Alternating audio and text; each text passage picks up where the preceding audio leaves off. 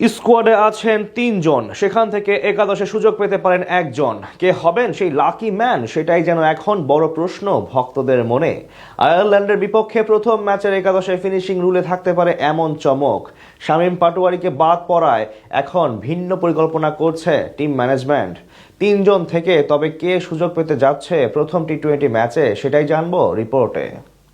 বাংলাদেশ ক্রিকেটে এক বড় সমস্যার নাম ফিনিশার। ভালো ফিনিশারের অভাবে টি-20 ক্রিকেটে ধারাবাহিক হয়ে উঠতে পারছে না টাইগাররা। যদিও এর জন্য বড় দায় ম্যানেজমেন্টের। একাদশ ঠিকঠাক নির্বাচন না করার কারণেই যেন হয়ে ওঠে এমন অসুবিধা। ব্যাকআপ খেলোয়াড় নেওয়ার কথা বলে দেখা যায় দুজন খেলোয়াড়কেই একাদশে রেখে দেয়, যা দলের মাঝে এক ধরনের বৈরী পরিবেশ তৈরি করে বলা যায়। নুরুল হাসান সোহানকে যখন ফিরিয়ে আনা হয় জাতীয় দলে, তখন বলা হয়েছিল তাকে নেওয়া হয়েছে জাকের আলী অনিকের ব্যাকআপ হিসেবে। বার্তাটা পরিষ্কার, যদি জাকের খারাপ করে বা ইনজুরিতে পড়ে তবেই সোহানের জায়গা হবে একাদশে। যখন কেউ ব্যাকআপ হিসেবে পরিচিতি নিয়ে দলে আসে, এটাই প্রত্যাশিত। অথচ এশিয়া কাপ, আফগানিস্তান সিরিজ, এমনকি ওয়েস্ট ইন্ডিজ সিরিজে দেখা গেছে ভিন্ন চিত্র। ফিনিশার ও উইকেট কিপার দুজনের সেম রোল, তবুও দুজনেই ছিলেন একাদশে। এই হচ্ছে বাংলাদেশের ফিনিশিং এর অবস্থা।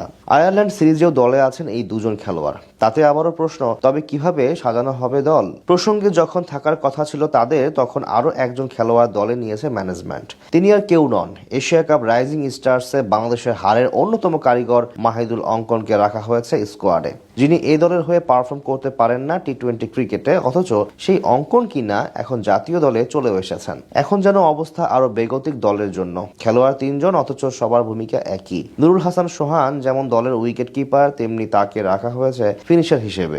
একই অবস্থা জাকের আলী অনিকের ক্ষেত্রেও। এবার যে মাহিদুলকে দলে নেওয়া হয়েছে তিনিও ব্যতিক্রম নন। তাকে যেমন নেওয়া হয়েছে শামীম পাটোয়ারিকে বাদ দিয়ে, অর্থাৎ তার পজিশন ফিনিশার হিসেবে, আবার তিনিও একজন উইকেট কিপার। সব মিলিয়ে দলের মাঝে কি এক অবস্থা।